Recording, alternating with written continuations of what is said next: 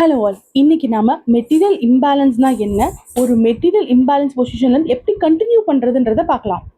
Material அப்படின்றது நம்மளோட pieces தான். So rook, night, bishop, queen இதெல்லாமே மெட்டீரியல்.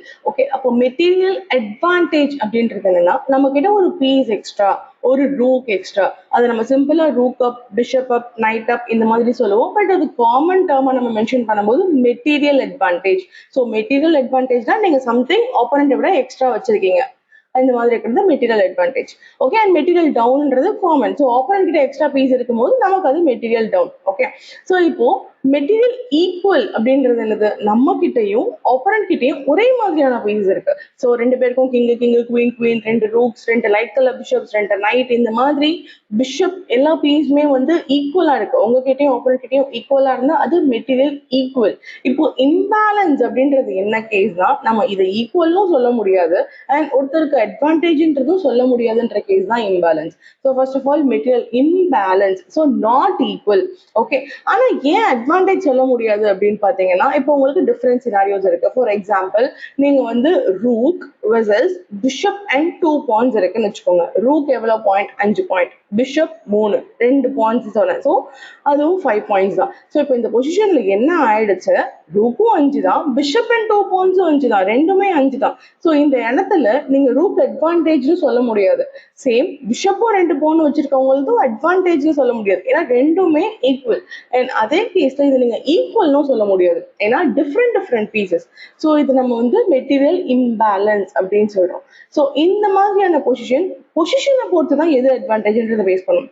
இப்போ ஒரு ஓப்பன் ஃபைல் இருக்கு, ரூக் வந்து என்டர் ஆயிடுச்சு, பிஷப் வந்து பேட் பிஷப் அப்படின்னா, so bad bishop versus open file இருக்கிற ரூக் பொசிஷன் வந்து ரூக் தான் பெட்டர். ரூக் ஆப்போனன்ட்டோட ஏரியாவுக்கு என்டர் ஆகலாம், எல்லா பீசஸ் பாயிண்ட்ஸ் எல்லாம் அடிக்கலாம், ரூக்கு பெட்டரா ப்ளே பண்ணும்.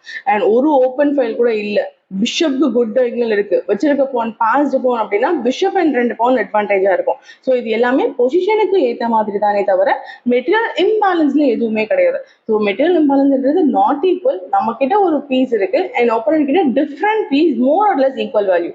ஸோ வேற என்ன மெட்டீரியல் இம்பேலன்ஸ் கேஸ் அப்படி இருக்குன்னா, rook versus knight and single pawn. So rook 5 point தான், நைட் அண்ட் சிங்கிள் பான் வந்து 4 பாயிண்ட் தான். பட் இருந்தாலும் யாருக்கு அட்வான்டேஜ்னு சொல்ல முடியாது, பொசிஷனுக்கு ஏற்ற மாதிரி. ஸோ இதுவும் இம்பேலன்ஸ். ஸோ ஒரு ரூக் ஒரு பிஷப் தனியா எக்ஸ்ட்ரா இருந்தா மட்டும்தான் அட்வான்டேஜ்.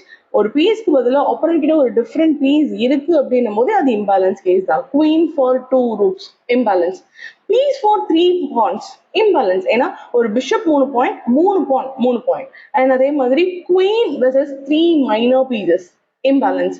ஸோ இந்த மாதிரி நிறைய இம்பேலன்ஸ் கேஸ் இருக்கு. அண்ட் ரொம்ப ரொம்ப இம்பார்ட்டன்டான imbalance opposite colour bishop. So ரெண்டு பேருக்குமே பிஷப் தானே, அது ஈக்குவல் கண்டிப்பா கிடையாது. ஸோ லைட் கலர் பிஷப் வேற, டார்க் கலர் பிஷப் வேற. லைட் கலர் பிஷப் பண்றத டார்க் கலர் பிஷப் பண்ணவே பண்ணாது. ஸோ ரெண்டு பிஷப் ரொம்ப இம்பார்ட்டன்டான இம்பேலன்ஸ். இப்போ இந்த பொசிஷன் எடுத்துக்கோங்க, இந்த பொசிஷன்ல என்ன இம்பேலன்ஸ் இருக்கு. ஸோ எதெல்லாம் ஈக்குவலா இருக்கு, ரெண்டு பேருக்கிட்டையுமே ஓரளவுக்கு இந்த 6 பான் இருக்கு, பானை விட்டுருங்க. நெக்ஸ்ட் இந்த டார்க் கலர் பிஷப் ஈக்குவலா டார்க் கலர் பிஷப் இருக்கு. ஸோ டார்க் கலர் பிஷப்பும் லைட் கலர் பிஷப்பும் ஈக்குவல் கண்டிப்பா கிடையாது. Dark colour bishop dark colour bishop தான் ஈக்குவல்.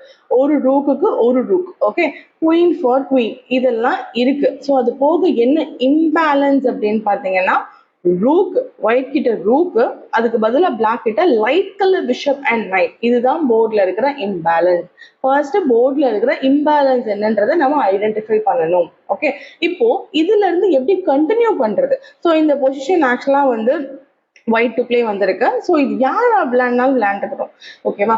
ஸோ இப்போ ஒயிட்டுக்கும் தனி பாயிண்ட் இருக்கு, பிளாக்குக்கும் தனி பாயிண்ட் இருக்கு. ஸோ இந்த பொசிஷன் ஒயிட்டோட பாயிண்ட் ஆஃப் வியூல இருந்து கேம் பாருங்க, ஒயிட் இந்த இம்பேலன்ஸ் எப்படி கண்டினியூ பண்ணணும். ஏன்னா ஒரு ரூக்குக்கு ஒரு ரூக் இருக்கு. ஸோ ஒயிட் என்ன பண்ணணும், பிளாக் கிட்ட ஒரு ரூக் இல்லை, ஒரு ரூக் இல்லை. ஸோ நம்ம கிட்ட இருக்கிறது அவங்க கிட்ட இல்லை. அப்ப நம்ம என்ன பண்ணணும், ஏதாச்சும் ஒரு ரூக்கை யூஸ் பண்ணி பெட்டரா பிளே பண்ண ட்ரை பண்ணணும். ஒயிட்டோட பாயிண்ட் ஆஃப் வியூல இருந்து ஒரு ரூக் நல்லா விளையாடணும்.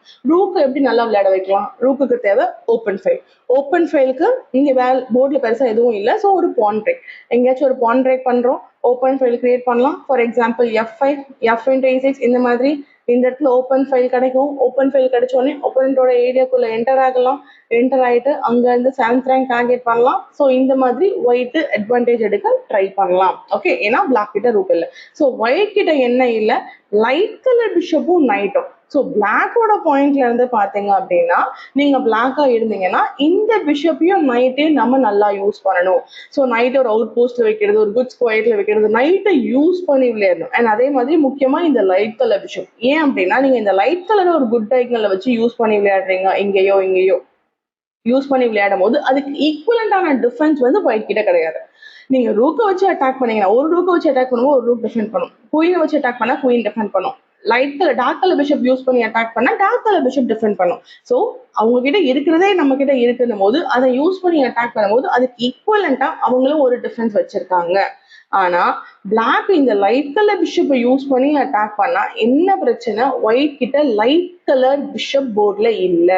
ஸோ இந்த லைட் கலர் பிஷப் யூஸ் பண்ணி நீங்க என்ன அட்டாக் பண்ணாலும் அதுக்கு ஈக்குவலான டிஃபென்ஸ் பண்ண முடியாது. ஃபார் எக்ஸாம்பிள் இந்த பிஷப் இவ்வளோ லாங் டைகனல் கண்ட்ரோல் பண்ணிட்டு இருக்கேன், மேக்ஸிமம் இந்த ரூக்கால அந்த டைகனல்ல உள்ள ஒரு 2 ஸ்கொயரை மட்டும்தான் கண்ட்ரோல் பண்ண முடியும். அதே டைகனல்ல உள்ள ஒரு 2 ஸ்கொயர் மேக்ஸிமம் அவ்வளவுதான் பண்ண முடியுமே தவிர பிஷப் பண்றதை இந்த ரூக்கு பண்ணாது. ரைட்டா? ஸோ அதே மாதிரி தான் நைட் எல்ஷேப்ல போறதா கண்டிப்பா அந்த ரூக் பண்ணாது. ஸோ ஒயிட்டோட பாயிண்ட் ஆஃப் வியூல இருந்து ரூக்கை யூஸ் பண்ணி ஓப்பன் ஃபைல் என்டர் ஆகி அட்டாக் பண்ணி ஆடணும். அந்த பிளான் சக்சஸ் ஆச்சுன்னா இது ஒயிட்டுக்கு பெட்டர். அண்ட் பிளாக்கோட point of view light colour bishop and knight, ஏன்னா இதுதான் இம்பேலன்ஸ், இதை யூஸ் பண்ணி பெட்டரா பிளேஸ் பண்ணி அதை யூஸ் பண்ணி அட்டாக் பண்ணி விளையாடணும். ஸோ இந்த அட்டாக்கு ஒயிட்டால டிஃபெண்ட் பண்ண முடியல அப்படின்னா இது பிளாக்குக்கு பெட்டர். ஸோ எந்த இம்பேலன்ஸ் பீஸ் பெட்டரா பிளேஸ் பண்றீங்களோ அதை எப்படி ஹேண்டில் பண்றீங்களோ அதை பொறுத்துதான் அட்வான்டேஜ் மாறும். மற்றபடி பிளாக் இந்த டார்க் கலர் பிஷப் யூஸ் பண்ணி என்னதான் அட்டாக் பண்ணாலும் ஒயிட்டுக்கு அதுக்கு ஈக்குவலண்டான டிஃபென்ஸ் இருக்கு. இப்போ இந்த பொசிஷனுக்கான ஆன்சர் பார்த்துடலாம். ஸோ இந்த position white as per plan F5, ஏன்னா ஒயிட்டுக்கு என்ன வேணும், இந்த ஃபைல ஓப்பன் பண்ணி அட்டாக் பண்ணணும். ஸோ F5 F6 ட்ரை பண்றாங்க. ஸோ பிளாக்குக்கு என்ன பண்ணணும், பிஷப்போட இதை ஓப்பன் பண்ணோம், அப்போ கண்டிப்பா B6 ஆடி பிஷப்பை வெளியே கொண்டு வர ட்ரை பண்றாங்க. ஏன் பிஷப் A6 அப்படின்னா நீங்க பிஷப் B7 விளையாண்டாலும் இந்த பானை தாண்டி இந்த பிஷப் ஆட போறது இல்லை. ஸோ நம்மளோட இம்பேலன்ஸ் பீஸ் ரொம்ப முக்கியமா நல்லா விளையாடணும். ஸோ ஆக்டிவான ஒரு குட் டைகனல்ல இருக்கணும். நீங்க பிஷப் B7 வச்சீங்கன்னா பானுக்கு பின்னாடி இது லாக் தான் இருக்கும். ஸோ அது ஒரு பேட் பிஷப்பா தான் இருக்கும். பேட் பிஷப் வெர்சஸ் ரூக் பார்த்தீங்கன்னா ரூக் கண்டிப்பா பெட்டர். ஸோ அதனால பிஷப் அட்லீஸ்ட் குட் டைகனல் கொடுக்கணும். குட் டைகனல் அப்படின்றது பாயிண்ட்ஸ் இல்லாத டைகனல் ஒரு கம்மியா இருக்கிற டைகனல். நம்மளோட பானை பிளாக் பண்ணிட்டு இருக்க கூடாது ஒரு diagonal. So bishop B7 A6 better, அதுக்காக ஆடுறாங்க. ஸோ இந்த இடத்துல ஒயிட்டால பிஷப் இன்டு B6 அடிக்க முடியும். அடிச்சா என்ன பிரச்சனை அப்படின்னா பிஷப் B6 டைரக்டாவோ இல்ல F6 அடிச்சிட்டோ பிஷப் இன்டு B6 அடிக்க முடியும். அடிச்சா என்ன பிரச்சனை அப்படின்னா அகெயின் இம்பேலன்ஸ். இப்போ இந்த இம்பேலன்ஸ் எப்படி இருக்குன்னு பாருங்க, ரூக் வர்சஸ் 2 பிஷப்ஸ், டபுள் பிஷப்ன்றது பயங்கர அட்வான்டேஜ். ஒரு நைட் இருந்தாலாச்சும் ரூக்குக்கு கொஞ்சமாச்சும் மேனேஜ் பண்ண முடியும்.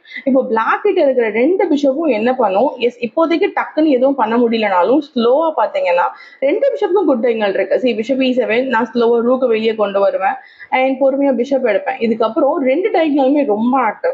ஸோ இப்போ எக்ஸாம்பிள் குயின் A7 இந்த டைகனல் அண்ட் ஸ்லோவா பிஷப் C5 வந்து இந்த டைகனல், பான் புஷ் பண்ணிட்டு பிஷப் B7 வந்து இந்த டைகனல். ஏன்னா இதுக்கப்புறம் D4 ஃப்ரீயா மூவ் ஆகும், D4 மூவ் ஆகுன்றதுனால பிஷப் B7 அந்த டைகனல். ஸோ அந்த மாதிரி டபுள் பிஷப் நல்லாவே விளையாட ஆரம்பிச்சிடும். ஸோ டக்குன்னு இல்லைனாலும் மேபி பொறுமையா பிஷப் A6 பிஷப் C4 இதை நான் க்ளோஸ் பண்ணிட்டு கூட பிஷப் C5 மல்டிபிள் பிளான்ஸ் இருக்கு. ஸோ நைட்டை வச்சாச்சு கொஞ்சம் பேலன்ஸ் பண்ணலாம் ஒயிட். ஆனா இந்த மாதிரி டபுள் பிஷப் அட்வான்டேஜ் கொடுத்துட்டீங்க அப்படின்னா இதுக்கப்புறம் பேலன்ஸ் பண்ண முடியாது. அதனால ஒயிட்டும் வந்து என்ன பண்ணல, டபுள் பிஷப் அட்வான்டேஜ் கொடுக்க வேண்டாம்னு சொல்லிட்டு இந்த பானை அடிக்கல. மறுபடியும் குயின் E3 ஆடுறாங்க, நாம queen C6 same bishop into B6 NB6 அடிச்சாலும் இப்போதைக்கு இந்த பிஷப் C5 நேராவே வந்துடும். ஸோ அந்த அதை அடிச்சிட்டாங்கன்னா டபுள் பிஷப் அட்வான்டேஜ், ஒரு பானுக்கு டபுள் பிஷப் கிடைச்சிடும். ஸோ அதனால வந்து அவங்க அதை அடிக்காம அகெயின் ரூக் C3. கண்டிப்பா இந்த பிஷப் டெவலப் பண்ணி தான் ஆகணும், ஏன்னா இருக்கிறதுல ஒரு 2 பீஸ் அண்டர்டாவே இருக்கு, அதை நம்ம வெளியே எடுத்து தான் ஆகணும். ஸோ அகெயின் ரிப்பீட்டடா குயின் ஆடாம பிளாக் வந்து பிஷப் மூவ் பண்ணி C5 வச்சு பிளாக் பண்ணிட்டாங்க. ஸோ இந்த பீஸ் டெவலப் ஆயிடுச்சு. அண்ட் ஆல்ரெடி சொன்ன மாதிரி இந்த டார்க் கலர் பிஷப்பை யூஸ் பண்ணி நம்ம என்னதான் அட்டாக் பண்ணாலும் அது அந்த அளவுக்கு அட்டாக்கு ஒர்க் ஆகாது. ஏன்னா ஒயிட்டுக்கு அதுக்கு ஈக்குவலண்டான டிஃபரன்ஸ் இருக்கு. நம்மளோட டார்கெட் இம்பேலன்ஸ் பீஸை யூஸ் பண்ணி விளையாடுறது.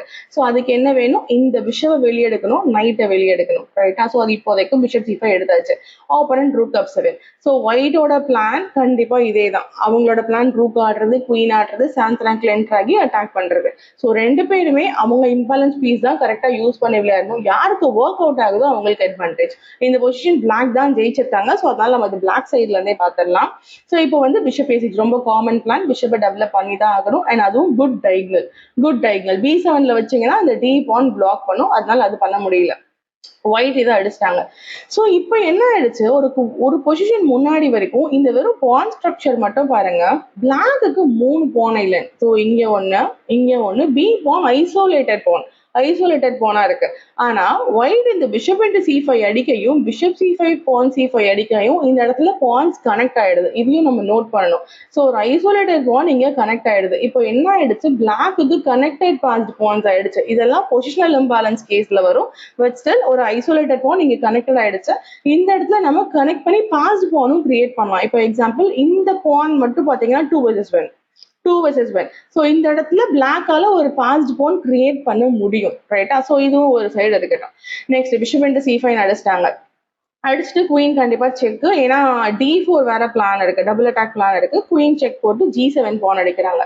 இப்போ அகெயின் டபுள் அட்டாக் கொடுத்துட்டு இருக்காங்க. எங்க டபுள் அட்டாக்? குயின் நம்ம ரூக் அட்டாக் பண்ணிட்டு இருக்கு. Same time rook into D7 thread இருக்கு. ஸோ குயின் நம்மளால ஃப்ரீயாலாம் மூவ் பண்ண முடியாது. ஸோ ஒன்லி ஆப்ஷன் ரூக்கை எடுத்துட்டு இந்த நைட்டை நம்ம ப்ரொடெக்ட் பண்ணிக்கணும். நைட்டை ப்ரொடெக்ட் பண்ணாதான் குயினை ஃபர்ஸ்ட் ஆஃப் ஆல் ஃப்ரீயா மூவ் பண்ணி ஆட முடியும். இல்லைன்னா எந்த பீஸுமே அட்டாக்குக்கு போகாத மாதிரி ஹோல்ட் ஆயிடும். சரியா? ஸோ இப்போ ஆப்பரண்ட் என்ன பண்றாங்க, H7 பான் கிடைக்குது. குயின் இன்டு H7 அடிச்சாச்சு. இப்போ பிளாக் இங்க இருந்து நாம தான் பொசிஷனை இம்ப்ரூவ் பண்ணணும். ஸோ பிஷப்க்கு ஒரு குட் டைகனல் கிடைச்சிருச்சு. ஏன்னா முன்னாடி ஆப்பரண்டோட பிஷப் இதை லாக் பண்ணதுனால D4 ஆடுறதுக்கான சான்ஸே கிடைக்கல. ஆனா இப்போ என்ன ஆயிடுச்சு, நம்மளால D4 ரொம்ப ஈஸியா விளையாட முடியும், C4 ரொம்ப ஈஸியா விளையாட முடியும். அண்ட் குயின் பிஷப் ரெண்டுத்துக்கும் குட் டைகனல் கிடைக்குது. ஸோ அதனால நம்ம பானை புஷ் பண்ண ஸ்டார்ட் பண்றோம். D4 with tempo rook attack அப்படின்றதுனால ஒயிட் கண்டிப்பா அந்த ரூக்கை எடுத்துதான் ஆகணும். ரூக்கை எடுத்த உடனே இப்போ C4. ஸோ பிளான் என்ன, கண்டிப்பா என்னோட பிஷப் நான் இந்த பக்கம் ஷிஃப்ட் பண்ற போறேன். நம்ம ஃபர்ஸ்ட் வைக்கும் போது இந்த டைகனல் தான் குட் டைகனல். ஏன்னா D5ல பான் அதை பிளாக் பண்ணிட்டு இருந்துச்சு. ஆனா இந்த பொசிஷன் என்ன ஆயிடுச்சு, அந்த பான் நம்ம மூவ் பண்ணதுனால பிஷப்போட டைகனலை நம்ம சேஞ்ச் பண்ணிக்கலாம். ஸோ லேட்டரா பொறுமையா சேஞ்ச் பண்ணிக்கலாம். ஸோ எனக்கு இன்னொன்னு, இங்க எனக்கு ஒரு பாசிட்டிவ் பான் கிரியேட் ஆனதுனால நான் பானையும் ப்ரமோட் பண்ண ட்ரை பண்ணுவேன். சேம் டைம் என்னோட இன்பேலன்ஸ் பீஸ் பிஷப் நைட்டை யூஸ் பண்ணி ஆட ட்ரை பண்ணுவேன். இந்த பொசிஷன் நைட்டை டக்குன்னு எடுக்க முடியல. ஏன்னா கிங் ரொம்ப வீக்கா இருக்கு. அந்த நைட் தான் ஒரு கீ டிஃபெண்டர். நைட் தான் டோட்டலா கிங்கை வந்து சேவ் பண்ணிட்டு இருக்கு. ஸோ நைட் எடுத்திருக்குன்னா கிங் ரொம்ப வீக் ஆயிடும்ன்றதுனால பிளாக் நைட்டை டக்குன்னு எடுக்கல. ஸோ எடுக்காம இந்த இடத்துல வந்து குயின் C5 ஆடுறாங்க. Queen C5 plan discover check. So idea என்ன, நான் D3 ஆனா நீங்க அடிப்பீங்க. ஸோ இப்போ D3 discover check. So D2 இருக்கு, C3 இருக்கு, அண்ட் D பான் நான் ஈஸியா ப்ரோமோட் பண்ண ட்ரை பண்ண போறேன். செக்கோட வருதுன்றதுனால ஒயிட்டால அடிக்க முடியாது. கண்டிப்பா அவங்க செக்குக்கு தான் ரெஸ்பாண்ட் பண்ணி ஆகணும். Queen takes E5. So extra பானும் கிடைச்சிருச்சு. ஸோ இந்த பான் கிடைச்சதுக்கு அப்புறம் என்ன ஆயிடுச்சு, ஒயிட் கிட்ட 4 பான், பிளாக் கிட்ட 3 பான். ஸ்டில் ஒரு பான் டவுன்ல இருக்கும். ஆனா ஒயிட் கிட்ட எதுவுமே பாஸ்ட் பானே கிடையாது. ஃபர்ஸ்ட் ஆஃப் ஆல் இந்த 2 பானையும் அவங்களால புஷ் பண்ணவே முடியாது. ஏன்னா கிங் வீக் ஆயிடும். இந்த பானெல்லாம் மூவ் பண்ணாங்கன்னா இந்த டைகனல் ஓப்பன் ஆகி ரொம்ப ஈஸியா கிங் வீக் ஆயிடும். சி பானையும் அவங்களால மூவ் பண்ண முடியாது. அவங்களுக்கு இருக்கிற ஒரே ஆப்ஷன் ஏ பான் மட்டும் தான். ஏ பானை மட்டும் மேக்ஸிமம் எவ்வளவு தள்ள முடியுமோ தள்ளிக்கலாம். ஆனா அந்த ஏ பானும் குயின் ஆகாது. எவ்வளவு கிட்ட வந்தாலும் நம்ம கிங் அதை ஒரே மூவ்ல ரீச் பண்ணிடும். ஓகே, அந்த ஏ பானுமே நமக்கு ப்ராப்ளம் இல்லை.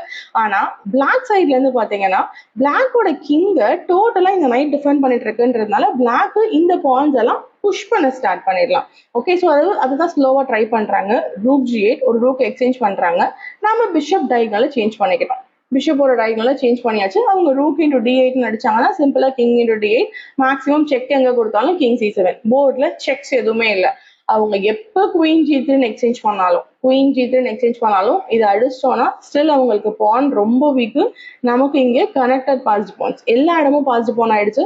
இதுக்கப்புறம் இது வரைக்கும் நம்ம நைட்டை யூஸ் பண்ணல. ஏன், கிங் வீக்கா இருந்துச்சு. இப்போ ஆப்போனண்டால நமக்கு இங்க டார்கெட் பண்ணவே முடியாது. ஸோ நம்ம நைட்டையும் கேம்ல யூஸ் பண்ணும்போது இது இன்னும் கிளியர் அட்வான்டேஜ் ஆயிடும். ஸோ ஒயிட் வந்து குயினை எக்ஸ்சேஞ்ச் பண்ண மாட்டாங்க. ரூக் ஈவன் ஆடி டெம்போவோட குயின் அட்டாக் பண்றாங்க. நாமளும் குயினை டெம்போவோட மூவ் பண்ணணும். குயினை மூவ் பண்ணி ஆப்போனண்டோட இந்த G2 பானை டார்கெட் பண்ணி மேட்டிங் த்ரெட் கொடுக்குறோம். இந்த மேட்டுக்கு அவங்க டிஃபெண்ட் பண்ணணும். சேம் எக்ஸ்சேஞ்ச் பண்ணாம குயின் F2 டிஃபெண்ட் பண்றாங்க.